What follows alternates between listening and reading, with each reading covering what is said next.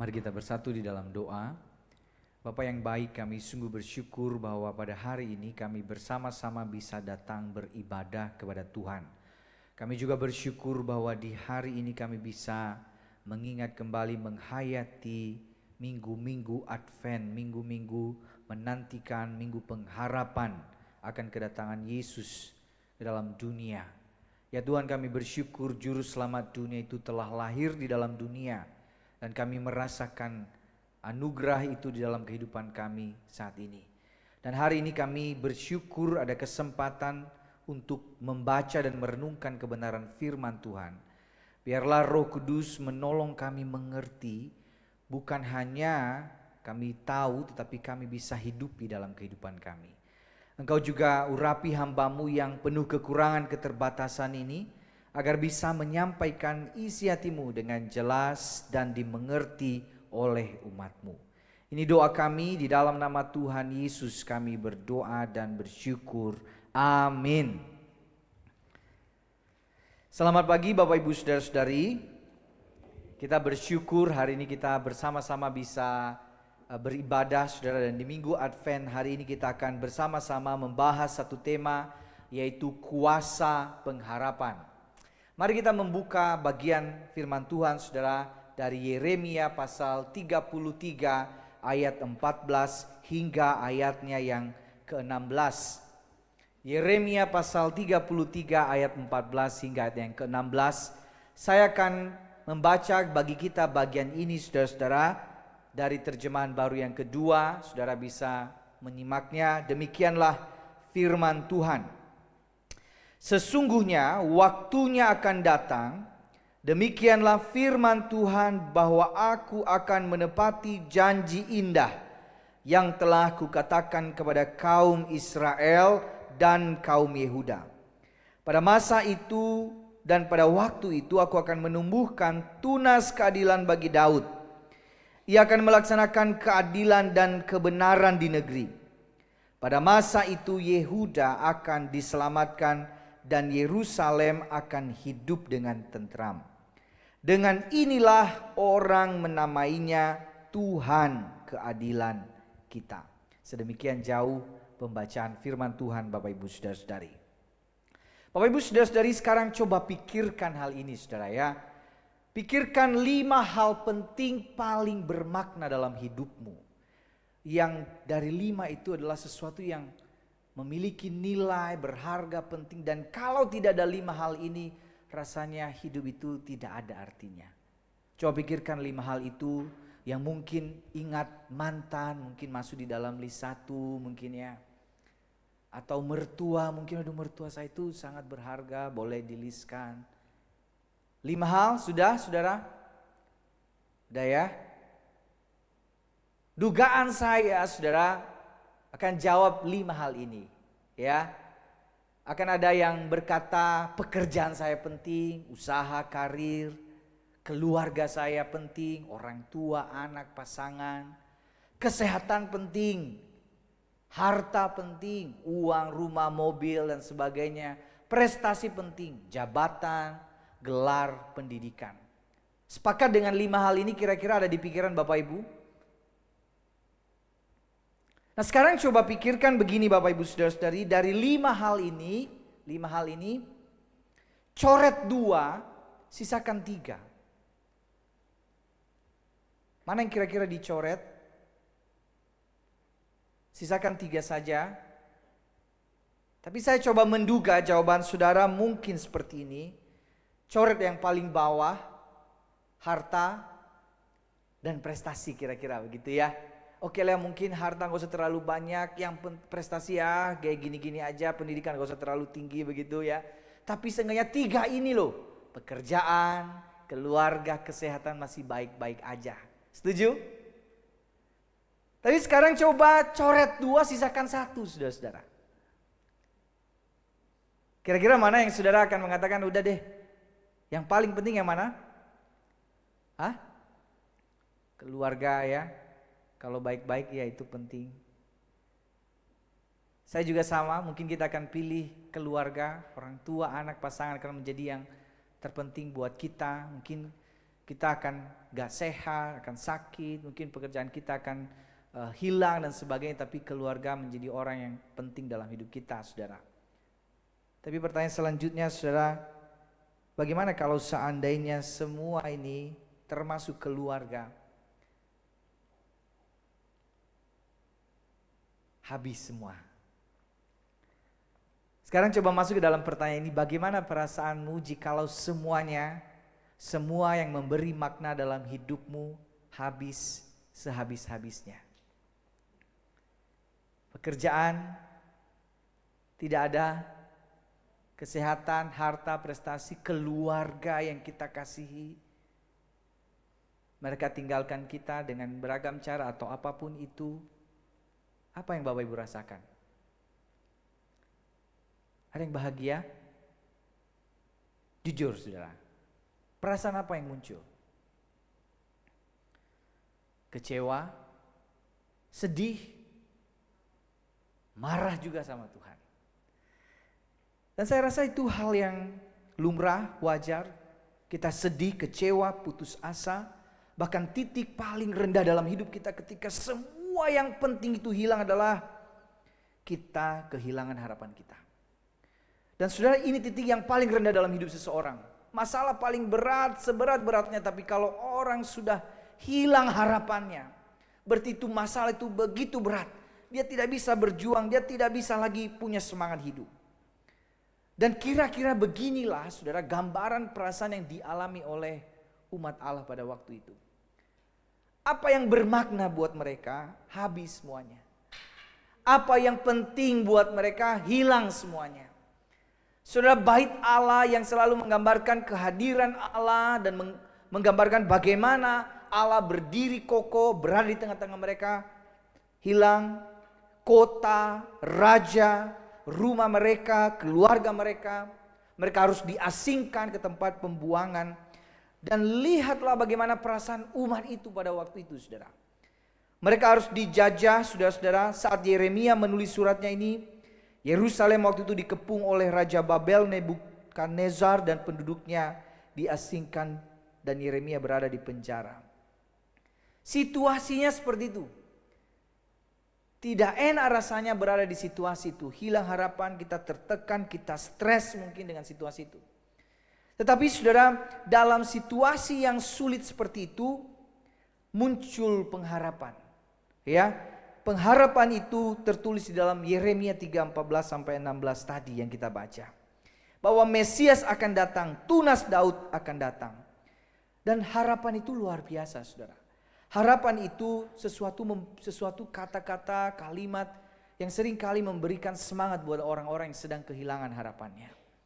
Di saat-saat hidup kita sedang terpuruk, ketika ada orang yang memberikan semangat, harapan, kita bangkit lagi, bukan? Sekarang coba Pak bayangkan, sudah ada seorang anak misalnya, dia ujian, terus tiba-tiba nilainya jelek datang sama papanya. Pak, nilai saya jelek. Lalu papanya bilang begini, itu mah masih mending nak, dulu bapaknya lebih jelek lagi. Ya itu mah bukan memberi pengharapan ya buat anak-anak ya saudara ya. Dia akan bilang, aduh kenapa gue punya papa kayak gini ya. Tapi sekarang coba bayangkan saudara, saya pernah saudara di satu waktu guru saya saudara, lihat saya nilai saya hancur begitu. Dan saya merasa kayak saya bodoh sekali ya. Tapi kemudian saudara dia datang ke saya, dia bilang, Yunus kamu bisa, sebenarnya kamu bisa. Kamu pasti bisa, coba latihan lagi. Dan saudara ketika saya latihan lagi, itu kebetulan pelajaran matematika saudara. Dan waktu latihan saudara, dan ternyata saudara, tetap saja sama nilainya hancur juga saudara. Tapi seenggaknya saya bersemangat, oke seenggaknya saya masih bisa berjuang begitu ya. Tapi saudara kata-kata semangat itu memberi harapan. Seseorang yang misalnya saudara didiagnosa 10% lagi kamu bisa kesempatan hidup. 10% lagi. Kalau operasi ini jalan, bersyukur sama Tuhan. Tapi 10% itu doang harapannya. Apa yang kita bayangkan 10%? Seenggaknya masih ada 10% itu. Dan kita akan berjuang, upayakan, cari dokter terbaik. Seenggaknya masih ada hidup begitu, semangat. Oke, 10%. Ya, 90% saya tidak tahu, tetapi 10% saya ada kesempatan hidup dan saya berupaya lakukan apa yang saya bisa lakukan. Harapan itu luar biasa sekali, sudah kata-kata yang bisa memberikan motivasi dan semangat buat kita. Di dalam dunia usaha, dalam dunia bisnis juga sama, saudara ya. Ketika kita lihat, aduh ini gak ada lagi hal yang baik yang kita bisa lakukan, tetapi masih ada kesempatan yang bisa diperbaiki, masih ada kesempatan yang kita bisa coba kembangkan. Nah, kesempatan itu seperti sebuah harapan buat kita dan oke, jalan ini ditutup, jalan ini ditutup. Tapi ada satu jalan lain meskipun diganggang sempit, tapi masih bisa jalan. Tembus, lakukan. Harapan itu luar biasa sekali. Memberikan motivasi buat kita. Pengharapan itu memberikan semangat dan menggerakkan kita di masa-masa kini menghadapi kesulitan kita. Sulit sih, gak gampang. Tapi waktu ada harapan, ada secercah cahaya datang gitu dan oke, masih ada jalan.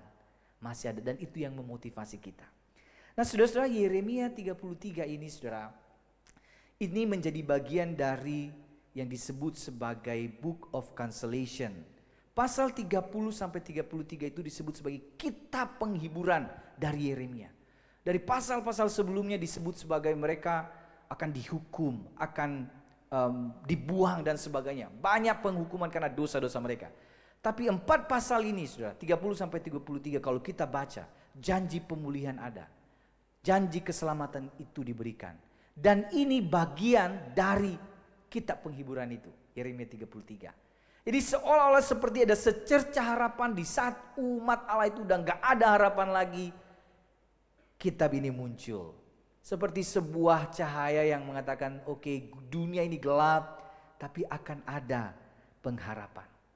Nah, saudara-saudara, pengharapan itu berkuasa sekali. Kalau kita baca kitab ini, saudara, ada 2 jenis pengharapan yang muncul di dalam Yeremia. Ya, keduanya berkuasa. Yang satu tapi bisa merusak, yang satu bisa memulihkan. Nah, saudara, ingat 2 kata ini nanti, saudara ya.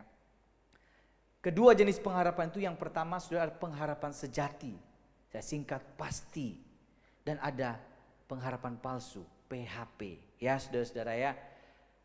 Pasti dan PHP. Saya akan ulang-ulang 2 kata ini. Ada pengharapan sejati yang pasti, ada pengharapan palsu yang kita sebut sebagai PHP.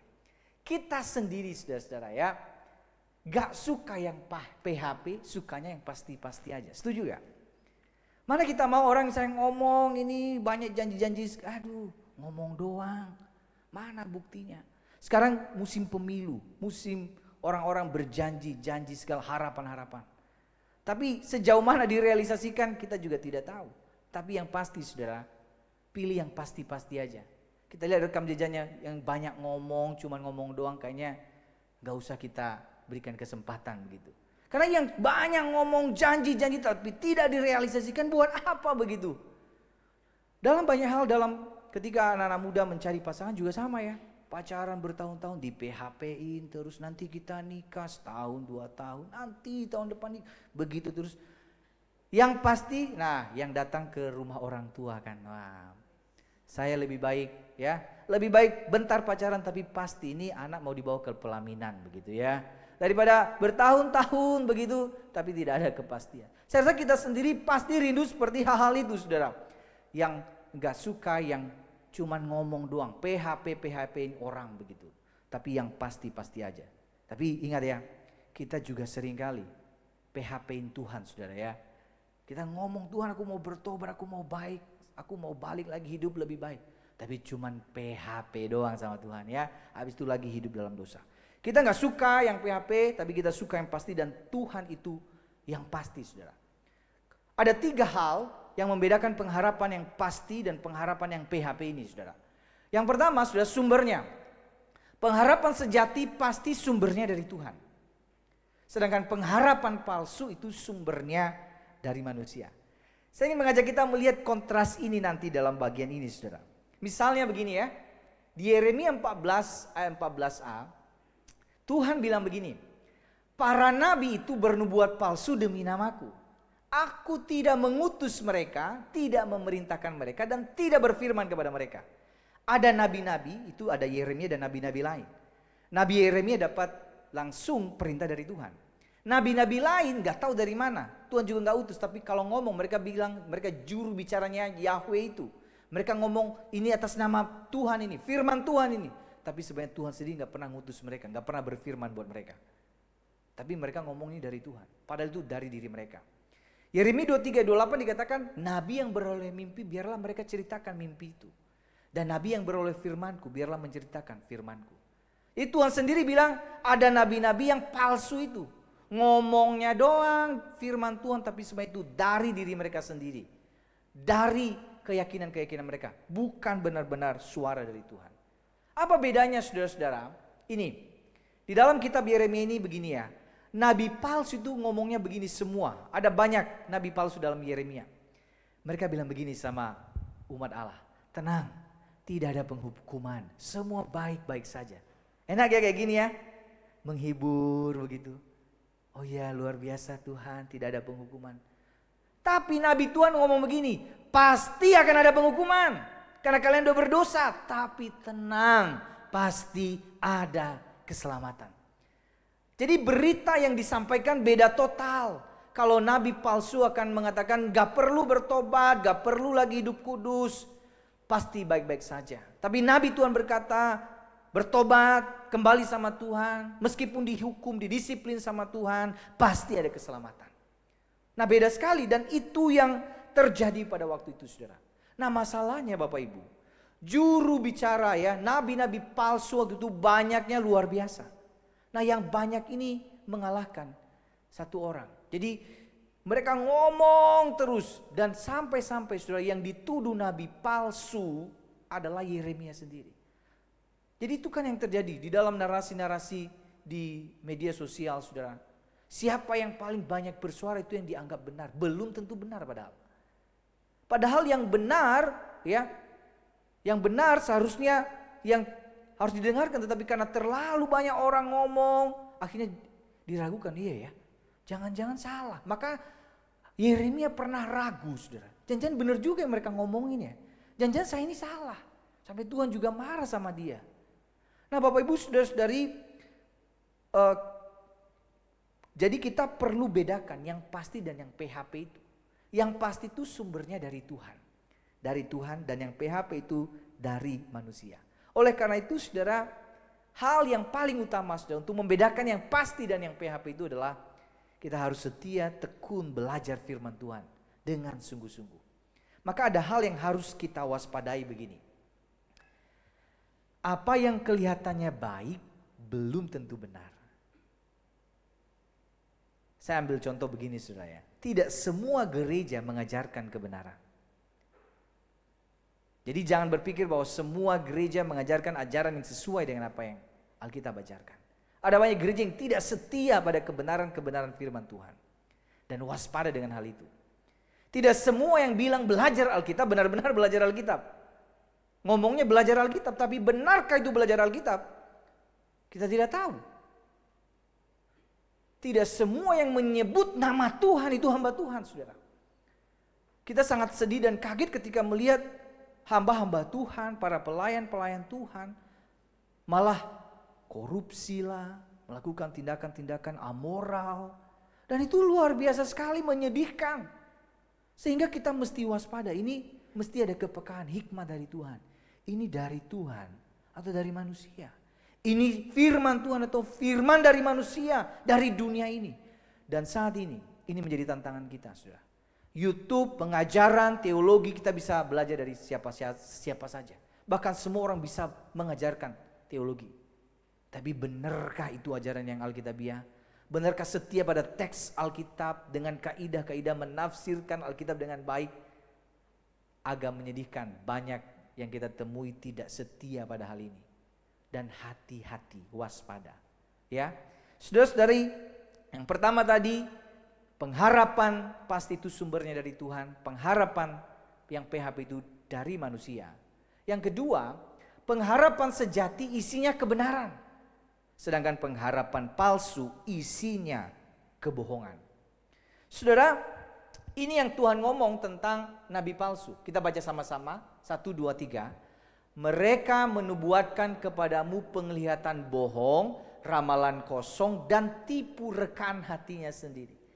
Tuhan bilang ke mereka, iya mereka banyak ngomongnya, kayaknya janji-janjinya janji manis semua.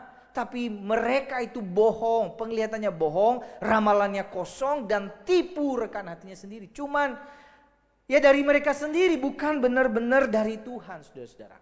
Mari kita lihat contohnya begini, saudara ya. Yeremia bilang begini sama Israel, nubuatannya.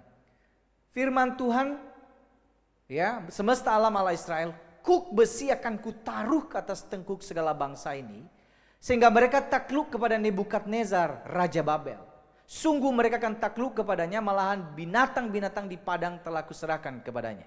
Sederhananya, Israel akan dijajah oleh Babel. Itu doang. Jadi itu pasti penghukuman itu dilakukan. Hananya nabi palsu bilang begini sama Israel. Beginilah firman Tuhan, dalam 2 tahun ini begitu jugalah aku akan mematahkan kuk Nebukadnezar, Raja Babel itu daripada tengkuk segala bangsa. Dia bilang gak akan terjadi penghukuman itu. Kita bebas, kita akan dikeluarkan dari penjajahan itu. Kita pasti menang. Beda sekali. Nabi Tuhan ngomong pasti akan ada penghukuman. Itu pasti terjadi karena dosa-dosa kalian, tapi pasti ada keselamatan. Yang satu ngomong enggak masalah, pasti bebas. So dua-duanya kayaknya yang satu kayaknya menghibur sekali ya. Pasti bebas nih. Tapi yang benar, yang salah malah. Itu yang salah ditentang oleh Tuhan. Tapi faktanya Bapak Ibu Saudara-saudari, manusia lebih menyukai kebohongan yang enak didengar telinga daripada kebenaran yang menusuk-nusuk sampai kedalaman jiwa. Kita lebih suka mendengar apa yang baik di telinga kita daripada teguran keras yang nyakitin, yang mungkin menusuk sampai kedalaman jiwa kita dan mengubah kita. Oke, aku lebih suka yang baik-baik aja yang ku dengar. Gak usah ngomong dosa, ngomong mujizat, ngomong hal yang baik yang menghibur, itu akan menyenangkan hati saya. Tapi lambat laun itu adalah pengharapan yang palsu, dan kita akan lambat laun akan dirusak oleh pengharapan itu. Saudara-saudara, tetapi yang kita syukuri begini. Meskipun Nabi Tuhan itu mengatakan bahwa akan ada penghukuman, tapi dia mengatakan ada janji pemulihan. Maka di ayat 14 tadi dikatakan sesungguhnya waktunya akan datang. Demikian firman Tuhan bahwa aku akan menepati janji indah yang telah kukatakan kepadamu kaum Israel dan kaum Yehuda. Ini saudara, ini yang disebut hope itu, pengharapan. Sesungguhnya waktunya akan datang. The days are coming. Kapan tidak tahu, tapi waktunya akan datang. Pemulihan itu akan datang. Ini yang disebut harapan. Di tengah situasi sulit ini, tapi saya punya pengharapan. Tuhan akan membebaskan saya dari persoalan ini. Kapan saya tidak tahu. Bagaimana caranya saya tidak tahu. Tapi saya percaya Tuhan akan melakukannya pada waktunya Tuhan. Maka kita selalu ingat dengan lagu semua akan indah pada waktunya, saudara. Dan itu ya dan amin. Kalau kita sungguh-sungguh menaruh pengharapan kita sama Tuhan, itu akan tiba waktunya. Di waktunya Tuhan. The days are coming, itu pengharapan. Meskipun saudara, waktu kita ngomong sesungguhnya waktunya akan datang, itu kan sebuah misteri. Kapan Tuhan bebaskan saya dari masalah ini? Kapan keluarkan saya dari situasi sulit ini? Tidak tahu, tapi pasti akan terjadi. Bagaimana caranya biar Tuhan yang bekerja? Nubuatan ini saudara-saudara, penggenapannya juga lama sekali. Ada ratusan tahun baru nubuatan tentang tunas Daud, Mesias itu, Yesus Kristus itu lahir. Butuh kurang lebih 500 tahun kemudian. Tapi yang pasti itu akan tergenapi. The days are coming itu akan tergenapi ketika Yesus lahir ke dalam dunia. Luar biasa ya, Tuhan janji 500 tahun lalu dia janji dan dia genapi setelah 500 tahun. Saudara, dan itu hal yang luar biasa saudara-saudara. Nubuatan kelahiran Yesus seperti yang sudah kita lihat ini adalah bagian yang sangat indah bahwa waktunya akan datang. Sama halnya ketika kita mengalami situasi sulit hari ini saudara. Saya tidak tahu apa pergumulan kita. Tapi ingat ini harapan. The days are coming. Waktunya akan datang. Tetap berharap bersama Tuhan. Jangan tinggalkan Tuhan. Waktunya akan datang. Waktunya akan tiba. setia terus ikut Tuhan, Tuhan pasti akan buka jalan di dalam segala persoalan yang kita hadapi. Oleh karena itu Bapak Ibu Saudara-saudari, ingat ini. Tuhan itu pasti enggak PHP. Kalau sudah janji pasti ditepati. Sedangkan manusia itu pasti sering PHP. Kalau tidak bisa menepati janji, pasti janji lagi. Saudara, kita itu kan kayak gitu ya. Kita akan bilang begini, Tuhan, aku enggak mau lakukan dosa lagi. Kalau aku lakukan dosa lagi, aku akan janji lagi. Gitu ya. Dalam hubungan suami istri juga gitu. Oke, Pak, aku janji gak akan cerewet lagi, Pak, di rumah. Kalau aku cerewet lagi, aku janji lagi, Pak. Dan banyak hal dalam hidup kita seperti itu, saudara. Sama Tuhan juga sama. Kita ngomong hari ini, Tuhan, aku gak mau lakukan dosa ini. Aku tinggalkan lagi hal yang buruk ini. Aku akan serius ikut Tuhan. Hanya beberapa selang kemudian kita hidup dalam dosa, nikmati dosa lagi. Kita tinggalkan Tuhan, kita tidak setia ikut Tuhan. Kita janji lagi sama Tuhan. Terus-terus dan tidak ada komitmen yang sungguh-sungguh. Kita yang sering PHP-in Tuhan, saudara. Tapi Tuhan mau kita harusnya berkomitmen serius sama Dia. Tapi hebatnya ya, kita sering PHP-in Tuhan. Tapi Tuhan gak pernah PHP-in kita. Dia janji pasti Dia tepati. Dan akan Dia tepati. Dan itu yang jadi penghiburan buat kita. Waktunya akan datang. Saudara, yang pertama tadi, yang pasti itu sumbernya dari Tuhan, bukan dari manusia. Isinya kebenaran, bukan kebohongan. Yang ketiga, saudara, dampaknya memulihkan. Yang pasti itu dampaknya memulihkan. Yang palsu dampaknya merusak. Saya ingin perlihatkan kepada kita, contohnya begini, saudara, dampak yang merusak. Yang tadi soal Nabi Hananya tadi, saudara. Di Yeremia 28, dikatakan begini, lalu kata Nabi Yeremia kepada Nabi Hananya, dengarkanlah Hananya, Tuhan tidak mengutus engkau tetapi engkau telah membuat bangsa ini percaya kepada dusta. Sebab itu beginilah firman Tuhan, sesungguhnya aku mengusir engkau pergi dari muka bumi. Tahun ini juga engkau akan mati. Saking Tuhan tidak suka dengan nubuatan-nubuatan palsu, nabi-nabi palsu itu, konsekuensinya adalah kematian sendiri, saudara-saudara. Dan bagaimana umat yang mengikuti nabi seperti ini? Ya konsekuensinya adalah kematian juga, saudara. Maka mereka akan hidup dalam kerusakan. Tapi coba lihat, saudara, janji yang disampaikan oleh Yeremia. Di Yeremia 29 ayat 11 kita sering kutip ayat ini. Ya. Jadi konteksnya sebenarnya dalam bagian ini, saudara. Dikatakan begini, sebab aku mengetahui rancangan-rancangan yang kupikirkan mengenai kamu, demikianlah firman Tuhan, yaitu rancangan damai sejahtera dan bukan rancangan malapetaka, untuk memberikan kepadamu masa depan yang penuh harapan. Ini sebenarnya isi dari nubuatan Yeremia, saudara. Memang hari ini kita nggak tahu situasinya kelam dan gelap, tapi yang saya percaya rancangan Tuhan itu rancangan yang penuh damai sejahtera, bukan malapetaka. Memang hari ini didisiplin karena dosa, tapi kalau engkau percaya sama Tuhan, Dia akan membebaskan engkau, masa depanmu penuh harapan. Memang sulit, memang ada proses panjang yang kita jalani hari ini, tapi nanti kalau benar-benar percaya sama Tuhan, masa depan yang Dia janjikan itu penuh harapan. Di Yeremia 33:15 dikatakan, pada masa itu dan pada waktu itu aku akan menumbuhkan tunas keadilan bagi Daud. So tunas, tahu sudah tunas? Apa itu tunas? Iya, yang kecil ya. Ya. Tumbuhan begitu ya, udah ada bijinya, ada muncul tunasnya begitu, saudara. Nah, gambarannya seperti ini ya. Sekarang coba bayangkan, saudara, satu hutan. Hutan itu terbakar semuanya, pohon-pohonnya hangus semuanya. Gak ada harapan lagi di hutan itu. Itu situasi yang kita anggap tidak ada harapan. Tapi kemudian pohon itu tidak ada, pohon semua dibabat habis, semua udah kebakar begitu. Tapi muncul satu tunas di situ. Tunas itu akan bertumbuh menjadi pohon yang besar. Dan itulah Yesus Kristus, saudara. Ketika tidak ada lagi yang bisa diharapkan di dalam hidup manusia, manusia sudah jatuh dalam dosa, tapi firman Tuhan menubuatkan akan kelahiran tunas Daud itu, yang bisa diandalkan, bisa diharapkan.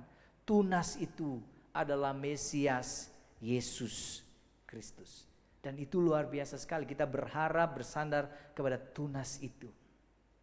Tunas itu akan bertumbuh dan akan memberikan kebebasan dan keselamatan buat setiap kita. Saudara-saudari, cara Tuhan begini saudara ya. Cara Tuhan bukan seperti menambal ban. Ini saya dapat di gambarnya di internet saudara. Ada orang tuh posting, dia tambal ban itu nggak tahu berapa puluh kali tuh ban udah kayak ini ya, ada seninya tersendiri. Tempel sini, tempel sini, tempel sini. Luar biasa, masih bisa kepake tapi ya. Tapi ingat begini, cara Tuhan ya bukan seperti menambal ban yang setiap ada kebocoran ditambah lagi, ditambah lagi, ditambah lagi saudara. Cara Tuhan seringkali seperti proses mendaur ulang. Sampai benar-benar jadi sampah, dibuang, gak berguna. Di situ dia pulihkan dan jadi sesuatu yang baru. Seringkali dalam kita mengikut Tuhan, kadang kita harus dibiarkan hancur sehancur-hancurnya, habis sehabis-habisnya, jatuh sejatuh-jatuhnya. Dan di saat kita mengatakan, Tuhan aku gak tahu mau ngapain lagi, aku angkat tangan Tuhan. Aku susah untuk melakukan apa lagi. Aku gak punya harapan apa-apa. Aku gak mampu Tuhan, keluargaku udah di titik nadir, hancur. Gimana cara menyelamatkannya? Anak-anakku udah gak bisa diatur. Keluargaku kok kayak gini, pekerjaanku saya gak tahu benar-benar Tuhan, saya udah lakukan berbagai cara, utang di mana-mana. Bagaimana cara melunasinya? Bagaimana cara terus berjuang di tengah situasi ini? Di saat kita, Tuhan aku menyerah, disitulah Tuhan akan bekerja saudara. Karena Tuhan akan lebih suka dengan orang-orang yang remuk jiwanya, yang hancur hatinya. Sungguhan ini saudara. Kalau kita datang sama Tuhan, jangan datang dengan kesombongan, ini Tuhan aku bisa ini, aku bisa itu. Tuhan lebih suka orang yang benar-benar menyesali, hancur sehancur-hancurnya, datang dengan keremukan jiwa dan mengatakan aku gak bisa tanpa Tuhan. Aku benar-benar gak sanggup, aku manusia biasa. Aku ingin menyerah tapi aku percaya Tuhan sanggup menolongku. Saudara-saudara, hidup kita mungkin saat ini ada banyak tekanannya saudara. Mungkin saat kesehatan kita sudah mulai berubah di usia-usia kita yang sudah 60-an tahun ke atas. Mungkin kesehatan tidak sebaik dulu dan kadang kita terus mempertanyakan Tuhan. Sedih sekali rasanya menjalani hidup dengan penderitaan fisik seperti ini. Kadang-kadang tidak sedikit orang-orang tua itu kehilangan harapannya saudara. Dan merasa saya sudah tua, tidak ada gunanya, saya tidak punya pengharapan lagi. Buat anak-anak saya juga udah gak digunain lagi begitu. Fisik saya sudah tidak sehebat dulu. Kadangkala itu membuat kita kehilangan harapan. Tekanan keuangan juga seringkali menjadi sesuatu yang menjadi persoalan dalam hidup kita. Apalagi ketika penghasilan kita amat pas-pasan. Kita coba udah atur sebaik-baiknya tapi tetap aja kurang. Ada aja nanti situasi mendadak, ada yang sakit lah, ada yang kebutuhan ini, ada hal yang harus diperbaiki dan kita mengatakan aduh ini sulit sekali rasanya. Mendidik anak-anak juga tidak mudah saudara-saudara. Anak-anak di usia remaja, pemuda dengan zaman teknologi seperti ini kita akan bertanya Tuhan gimana cara didik mereka. Saya dituntut jadi teladan tapi saya bergumul dengan diri saya sendiri. Kita berjuang untuk terus hidup semakin baik dan kita mengatakan Tuhan ini gak gampang. Tetapi saudara di dalam persoalan-persoalan itu Tuhan mau kita datang kepada Tuhan dengan hati yang remuk dan hancur dan menaruh pengharapan kita sama Tuhan. Mungkin hari ini situasimu sulit, tapi ingat engkau memiliki pengharapan yang pasti dan itu sumbernya dari Tuhan. Ini bukan omong kosong saudara. Karena pengharapan kalau kita taruh sama Tuhan, rekam jejak Allah itu luar biasa. Dari penciptaan, dia janjikan tentang keselamatan, dia janjikan tentang kelahiran Tuhan, itu dia genapi. Rekam jejak Allah bisa dipercaya, tidak ada satupun yang tidak ditepati oleh Allah. Sehingga memang satu-satunya yang bisa kita percaya di dalam dunia yang sulit ini, cuman Tuhan saja. Sebab itu dalam Yeremia dikatakan sudah diberkati oleh orang yang mengandalkan Tuhan itu.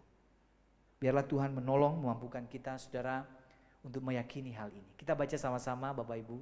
1, 2, 3. Pengharapan sejati pasti bersumber dari Tuhan, bukan dari manusia, berisi kebenaran, bukan kebohongan, dan berdampak untuk memulihkan, bukan merusak.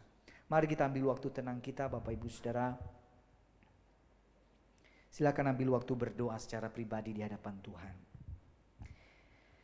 Jikalau hari ini engkau datang dengan kehilangan harapanmu, ketika engkau melihat masa depan, bagaimana nanti anak-anakku, bagaimana bisnisku, bagaimana masa depanku kelak, bagaimana masa tuaku, bagaimana keluargaku. Datanglah dengan jujur, akui, dan katakan, Tuhan, aku lemah, aku gak bisa tanpa Tuhan, aku butuh Tuhan. Silakan berdoa secara pribadi di hadapan Tuhan.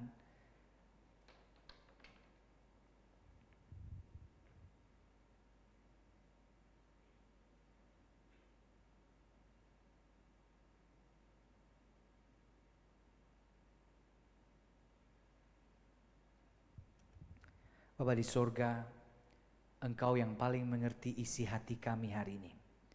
Engkau tahu setiap hati yang sedang kehilangan harapannya. Engkau tahu setiap jemaat-Mu yang sedang bergumul di dalam kehidupannya. Engkau tahu setiap jiwa-jiwa yang sedang putus asa, sedang tidak tahu harus berharap kepada siapa. Tapi biarlah firman-Mu yang hari ini kami dengarkan memberi pengharapan, kekuatan kepada setiap kami, bahwa hanya Tuhan sumber pengharapan kami satu-satunya yang pasti dan sejati menepati janji-janjinya. Terima kasih Tuhan, terima kasih. Biar Roh Kudus-Mu menolong kami, bukan hanya mendengar firman ini, tetapi menghidupinya dalam kehidupan kami hari lepas hari. Ini doa kami, di dalam nama Tuhan Yesus Kristus kami berdoa dan bersyukur. Amin.